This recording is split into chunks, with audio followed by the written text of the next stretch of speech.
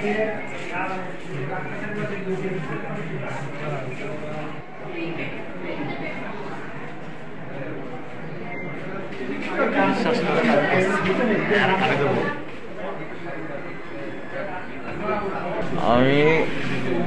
আরো দুজন সাথে নিয়ে আমি হচ্ছে মডেল স্কুলের সামনে ওখানে দাঁড়িয়েছিলাম। তো হঠাৎ করে 10-12 জন এসে আমাকে বলে যে জসীমউদ্দিন না, বললাম হ্যাঁ। এই বলে আমাকে টেনে নিয়ে যাওয়ার চেষ্টা করে এবং পিছনের থেকে অনেকে আমার উপরে এলোপাথারি আঘাত করে। তো আমি তাদের কাউকে চিনি না যে তারা কেন আমাকে হামলা করলো। হামলা করতে করতে এক পর্যায়ে তারা বলে, মানুষজন ভিড় দেখে তারা বলে যারা হচ্ছে চাঁদাবাজ চাঁদাবাজ চাঁদাবাজদের পিটাচ্ছি, এই কথা বলে তারা আমাদের উপর হামলা চালায়। আমরা 3 জন ভার্সিটি থেকে 4টার দিকে 4:45টার দিকে রওনা দিই।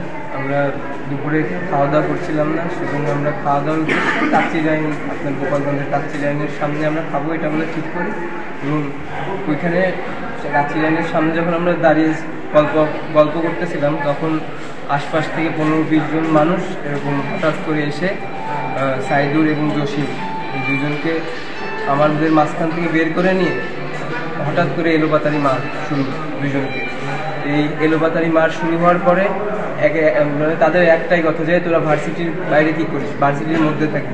সারা বাংলাদেশ ফ্যাসিস্ট মুক্ত হলেও গোপালগঞ্জ আসলে সেই ফ্যাসিস্ট রয়েছে, ফ্যাসিজমের যে আখড়া সেটা এখনও গোপালগঞ্জে বিদ্যমান। আমরা যারা বৈষম্যবিরোধী ছাত্র আন্দোলন করেছি, আমরা যারা আন্দোলনের সাথে ছিলাম, ফ্যাসিস্ট মুক্তের সাথে ছিলাম, একটা ন্যায্য দাবি নিয়েছিলাম রাজপথে, এটা আসলে এক পক্ষ বা একটি গোষ্ঠী গোপালগঞ্জের বা একটি মহল ভালোভাবে নেয়নি। তারা এখনও আমাদের উপর রাগ ক্ষোভ আক্রোশের জায়গা রয়েছে তাদের, যার কারণে বারবার আমাদের উপর হামলা হয়েছে।